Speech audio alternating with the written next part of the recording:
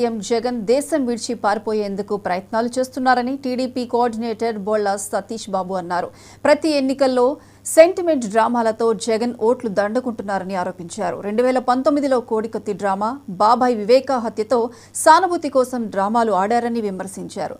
జగన్ దేశం విడిచిపోకుండా CBI, ED చర్యలు తీసుకోవాలన్నారు బోళ్ల సతీష్ బాబు.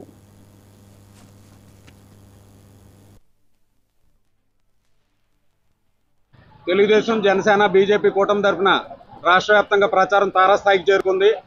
ఒక పక్క చంద్రబాబు నాయుడు గారు, ప్రధానమంత్రి మోడీ గారు, పవన్ కళ్యాణ్ గారు, లోకేష్ గారు, ముఖ్య నాయకులంతా రాష్ట్ర వ్యాప్తంగా పర్యటించడం జరుగుతుంది. రాష్ట్రంలో తెలుగుదేశం, జనసేన, బీజేపీ కూటమి అధికారంలోకి రావడం ఖాయం అనేది స్పష్టమైపోయింది. అందుకే జగన్మోహన్ రెడ్డి గారు దేశం విడిచి పారిపోవడానికి ఏర్పాట్లు చేసుకుంటున్నాడు. మే 15వ తారీఖు నుంచి విదేశీ పర్యటనకి ఆయన కోర్టు పర్మిషన్ కోసం దరఖాస్తు చేసుకోవడం జరిగింది.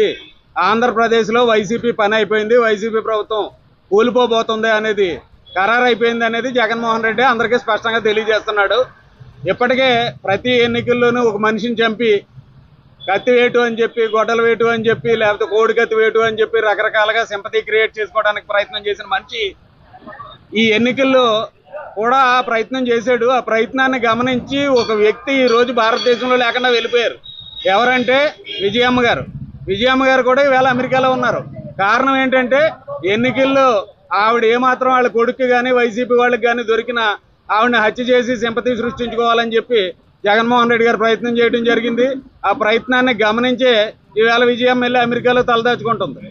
రేపు మళ్ళీ ఎవరికైనా ఏదైనా ప్రమాదం వస్తుందేమో అని ఈవేళ ఎవరు కూడా వైసీపీ క్యాంపైన్ కూడా వాళ్ళ కుటుంబ సభ్యులందరూ కూడా దూరంగా ఉన్నారు.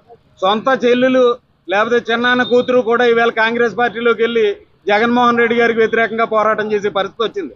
వైనాట్ 175 అన్నటువంటి జగన్మోహన్ రెడ్డి ఈవేళ పులివెందుల్లో కూడా దిక్కుముక్కు లేని పరిస్థితికి వచ్చేశారు.